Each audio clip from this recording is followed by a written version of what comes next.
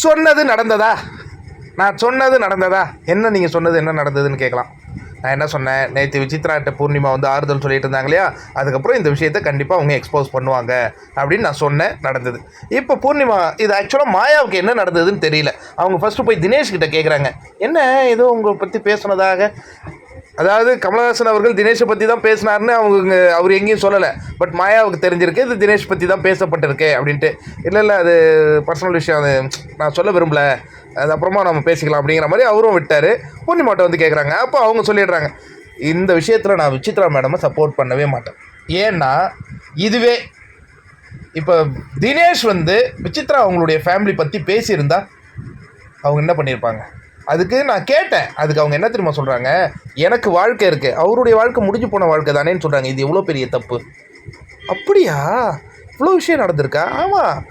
என்னங்க நீங்கள் வந்து இப்போ நம்ம ஃப்ரெண்ட்ஸாக இருக்கோம், நீங்கள் நானே இப்போ விசித்ராமெல்லாம் ஃப்ரெண்ட்ஸாக இருக்கோம். ஆனாலும் அவங்க செஞ்ச தப்பை என்னால் சொல்ல முடியல. இப்போ ஆரம்ப கட்டத்திலேயே ஒரு வாரத்தில் உங்களை கேட்டாங்க காய்கறி நறுக்க தெரியுமான்ட்டு, நீங்கள் நறுக்க தெரியாதுன்னு. அப்போ உனக்கு கல்யாணம் ஆயிடுச்சாலான்னு கேட்டாங்க. பார்த்தீங்களா?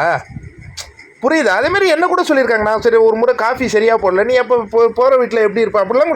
அவங்க பர்சனல் பற்றி பேசுகிறதுக்கு அவங்களுக்கு என்னங்க ரூல்ஸு? அவங்களுக்கு யார் அதிகாரம் கொடுத்தா? அவங்க ஒன் ஆஃப் த கண்டஸ்டன்ஸ், அவர் தான்.